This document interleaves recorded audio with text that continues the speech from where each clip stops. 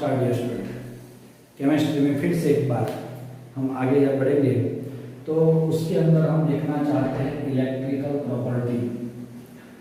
हमने एरर के बारे में देख लिया, डिफेक्ट्स के बारे में देख लिया है कि भाई स्टोकियोमेट्रिक, नॉन स्टोकियोमेट्रिक एंड इम्प्योरिटी डिफेक्ट कैसे कैसे डिफाइन की जाती है। अब हमें देखना है इलेक्ट्रिकल प्रॉपर्टी। इलेक्ट्रिकल प्रॉपर्टी आएगी तो इलेक्ट्रिसिटी पासिंग की बात आएगी कि अगर आपके पास ये पेन है, ये भी सॉलिड है, कि ये electricity can pass the electricity, it is a conductor और इंसुलेटर। वो सारी चीज़ें कितने भी सॉलिड्स ये चैप्टर में हैं या तो हम देखते हैं रूटीन लाइफ में, वो सब में कंडक्टिविटी की बात हमें तो आपको समझानी है। तो दोस्तों, अगर मुझे इलेक्ट्रिकल प्रॉपर्टी समझनी है तो रेंज ऑफ कंडक्टिविटी मुझे समझनी होगी और उसकी वैल्यू है 10⁻⁻22 10⁻7 ohm inverse metre inverse. It is a unit of conductivity. अब हम जा रहे हैं कि ये रेंज में मुझे मिलती है और ये रेंज के अकॉर्डिंग हम उसको 3 पार्ट में डिवाइड कर सकते हैं। हम यहाँ पे लिखते हैं electrical conductivity is divided into 3 parts. 1 conductor, insulator and semiconductor.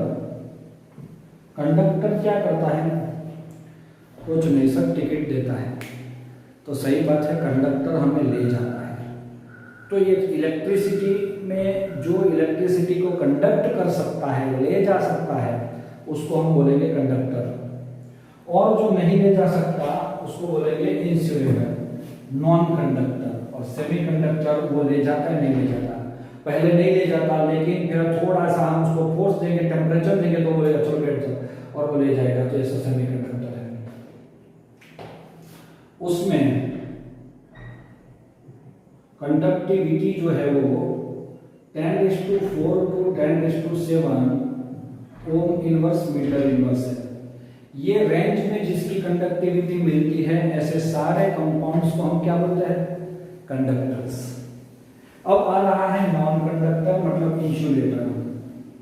तो हम उसकी कंडक्टिविटी को लिख रहे हैं 10⁻22 10⁻10 ओम इनवर्स मीटर इनवर्स। तो कुछ समझ में आया दोस्तों? This is your insulator and semiconductor. तो for the semiconductor conductivity 10⁻⁻6 to 10⁻4 ohm inverse metre inverse. ये सारी चीज आपको दिमाग में रखनी है ताकि आपको पता चल जाए कि कंडक्टर्स कैसे होते हैं। एग्जाम्पल कोई पूछेगा तो these are all the metals, every metal can conduct।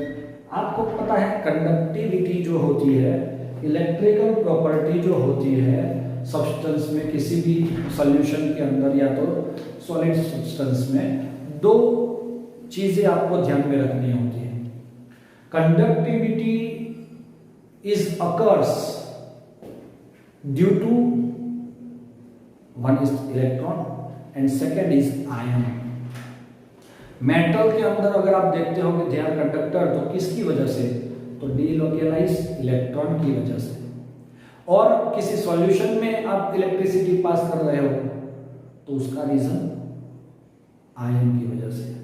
तो ये दोनों ही रास्ते हैं way to conductivity. How occur the conductivity? दूसरी चीज, हम यहां पे कंडक्टिविटी को अंडरस्टैंड करना चाहते हैं तो उसमें एक टॉपिक आ जाता है और जिसको बोला जाता है बैंड थियरी। कौन सी भाई? Band theory. According to band theory, it has a two type of band, समझ लेना। एक बैंड है कंडक्शन,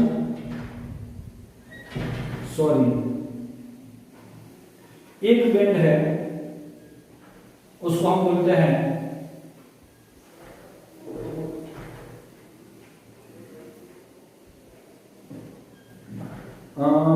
अच्छा, ये वाला कंडक्शन बैंड, और ये है अपना हायर पोजीशन पे जो होता है ना, उसी को ही वैलेंस बैंड समझ लेना। इसको सी भी बोलेंगे और इसको वी भी बोलेंगे। इलेक्ट्रॉन कहां पे होता है? इलेक्ट्रॉन होता है वैलेंस बॉन्ड पे, वैलेंस बैंड पे। अब उसको यहां जाना है कंडक्शन बैंड में। अगर वो कंडक्शन बैंड में चला जाता है तो समझ लो इट इज कंडक्टर। अगर नहीं जा सकता, इंसुलेटर। लेकिन नहीं जा सकता, लेकिन थोड़ा धक्का देने से चला जाता है, तो इट इज सेमीकंडक्टर। सिंपल। अब ये चीज है, ये दोनों के बीच का जो गैप है उसको ईजी बोला जाता है। क्या बोला जाता है? ईजी।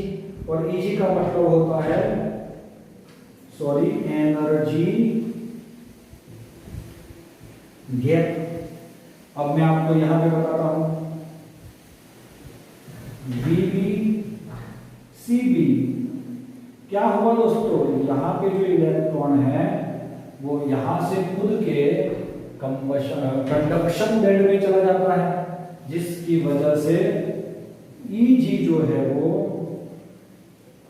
Very less. इंसुलेटर के अंदर अगर आप देखोगे VB एंड CB, तो VB से इलेक्ट्रॉन कुछ भी कर लो, आप थोड़ा सा एनर्जी भी दे दो, लेकिन वो कंडक्शन बैंड में नहीं जा सकता। उसका रीजन क्या है? Eg मतलब एनर्जी गैप इज मोर। जितना ज्यादा होगा उतना वो जंप लगा के कंडक्शन में नहीं जा सकता।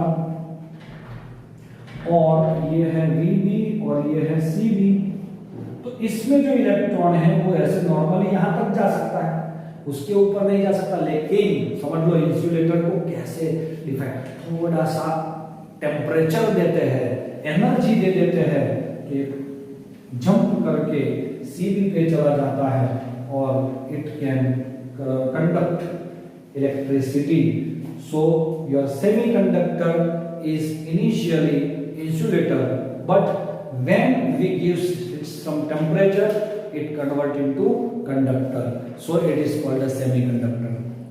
तो ये समझ में आ रहा है आपको? सेमीकंडक्टर इजी जो होता है, इसका इजी जो है वो नॉर्मल होता है, जो ज्यादा भी नहीं होता और लेस भी नहीं होता। लेस होगा अगर आपको कोई पूछेगा what is the easy electron energy gap of diamond, तो आप क्या आंसर दोगे मुझे? Eg of diamond is very less, क्योंकि वो इंसुलेटर ही है। वो आपको पता होना चाहिए कि डायमंड अपना इंसुलेटर है। चलो ये हो गई बात। अब एक वर्ड आ रहा है डॉपिंग करके। कौन सा है उसको? डॉपिंग।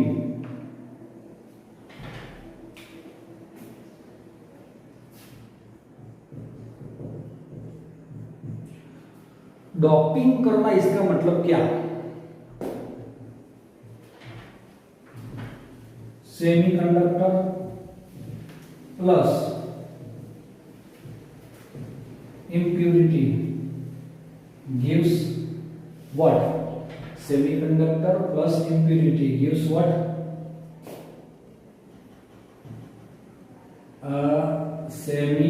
सेमीकंडक्टर। यहां पे हम लिखेंगे लेस कंडक्टिविटी, मोर कंडक्टिविटी कंडक्टिविटी। दोस्तों डॉपिंग जब भी करना होता है हमें, तो हमारा सेमीकंडक्टर जब उसको फोर्स देते हैं तब वो कंडक्टर बनता है। तो हम इसका एज अ कंडक्टर कैसे यूज कर सकते हैं? नहीं कर सकते। तो उसकी कंडक्टिविटी हमें बढ़ानी होगी। तो उसकी कंडक्टिविटी बढ़ाने के लिए हम उसमें कुछ इम्प्यूरिटीज ऐड कर रहे हैं, और वो इम्प्यूरिटी ऐड करने से उसकी कंडक्टिविटी बढ़ती है। तो ये प्रोसेस जो है इम्प्यूरिटी ऐड करने की, उसको डॉपिंग बोला जाता है। और उसके according we get two type of semiconductors, one is N type, second is P type. नाम सुना होगा। तो वो कैसे बनता है मैं आपको बता रहा हूं।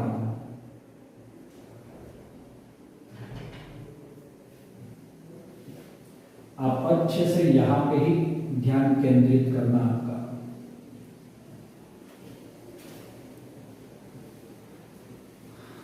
समझ में आ रहा है? चलो, आपको पता है मैं लिख रहा हूं यहां पे सिलिकॉन।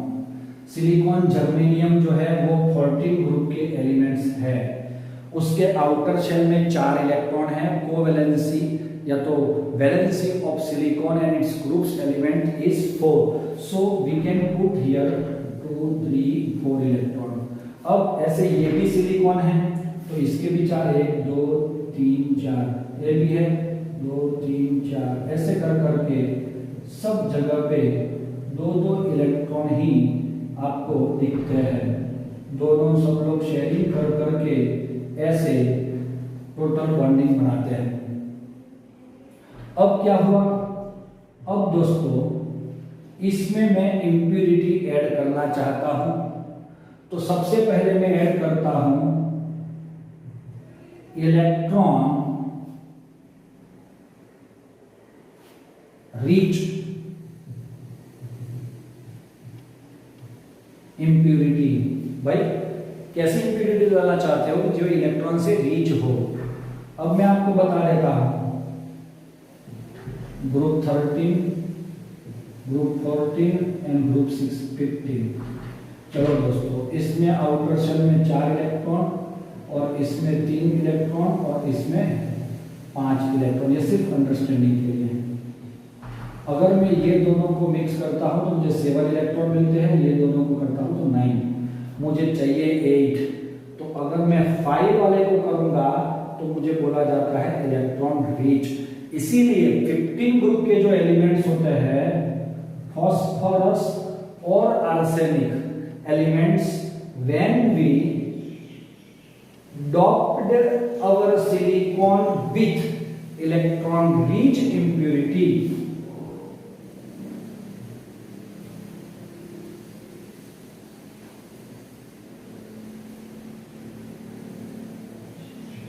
what happened दोस्तों?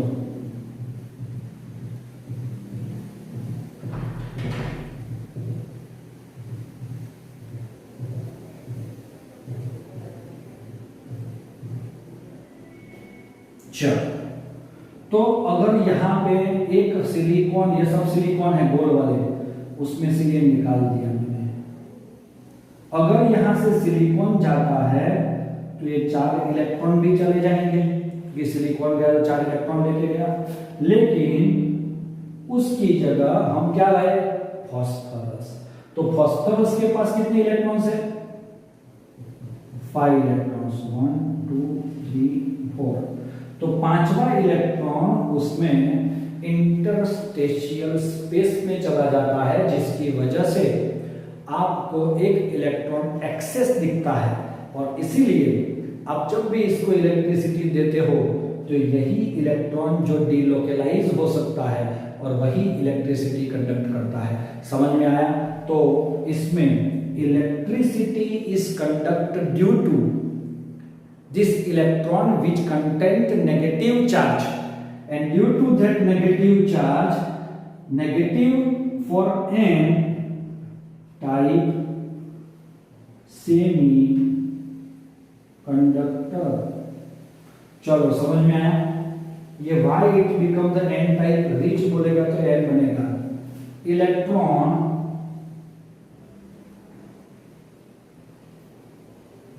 डेफिशिएंट इम्प्यूरिटी, तो बेचारा आएगा आपका बोरॉन, एल्यूमिनियम, गैलियम, कितने हैं इसमें 3 इलेक्ट्रॉन्स, क्योंकि 13 ग्रुप। ये चीज जो आपको दिख रही है ना, उसको अंडरस्टैंड करना समझ के। चलो इट इज फॉर दिस।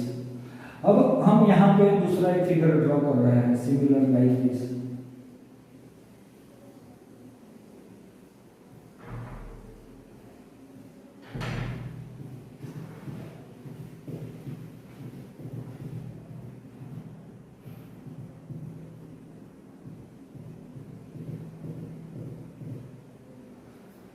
हाँ यस, चलो अभी ये हो गया। ये कौन था? सिलिकॉन। सिलिकॉन में सारे सिलिकॉन एक दूसरे के साथ ऐसे अरेंज है, लेकिन मैं सिलिकॉन को निकाल के, सिलिकॉन निकालोगे तो एक इलेक्ट्रॉन भी चला जाएगा। हम डाल रहे हैं बोरॉन को, क्योंकि वो हमारी इंप्योरिटी है। अब देखो क्या होगा, बोरॉन के आउटर शेल में कितने इलेक्ट्रॉन है? सिर्फ 3 इलेक्ट्रॉन है, लेकिन आपने देखा कि उसका अगल बगल वालों के साथ शेयरिंग होने के बाद इट हैज 7 इलेक्ट्रॉन। एक इलेक्ट्रॉन का जो स्पेस है ये वाला, वो एम्प्टी बच गया है ना, ये वाला, ये स्पेस एम्प्टी है। उसकी वजह से यहाँ पे अब इलेक्ट्रिसिटी की बात होगी कि कैसे पास होती है। तो ये electron for the neighbouring element is shift toward the electron of boron, तो उसके स्पेस को फिल करने के लिए ये अपना इलेक्ट्रॉन देता है। तो ये जो वाइड बना, पॉजिटिव चार्ज वाला कुछ वाइड बन रहा है, तो वो शिफ्ट हुआ बगल वाले पे, ऐसा उसके बगल वाले पे। हम जब मैग्नेटिक फील्ड पास करके, इलेक्ट्रिक फील्ड पास करके चेक करेंगे, तो हमें ऐसा लगेगा यहाँ पे इलेक्ट्रॉन की वजह से इलेक्ट्रिसिटी पास हो रही है, यहाँ पे ये पॉजिटिव चार्ज वाइड की वजह से इलेक्ट्रिसिटी पास हो रही है। वो पॉजिटिव होने की वजह से पॉजिटिव का P लेके P टाइप सेमी कंडक्टर हम लिख सकते हैं। दोस्तों समझ में आ रहा है? तो ये N टाइप और P टाइप का जो है डॉपिंग का जो पॉइंट है, वो हम ऐसे इसको कवर कर सकते हैं। क्लियर है डियर्स? तो ये संभालना, समझ के करना बहुत ही इजी है। जितना समझोगे, वीडियो को 2 बार समझो, ऑटोमेटिक समझ में आ जाएगा कि हम क्या समझना चाहते हैं और मैं क्या समझाना चाहता हूँ। क्लियर है? कंडक्टिविटी के अकॉर्डिंग 3 तरह के जो है सॉलिड्स को डिवाइड किया जाता है। कंडक्टिविटी उसकी याद रखनी है, एग्जाम्पल भी कुछ याद रखो, सेमीकंडक्टर के ये सब होंगे, सिलिकॉन, जर्मेनियम, और बाकी जो है ये दिख रहा है हमें ऐसे करना है। टॉपिक का टॉपिक लिख लेना, अच्छे से समझना है। Thank you.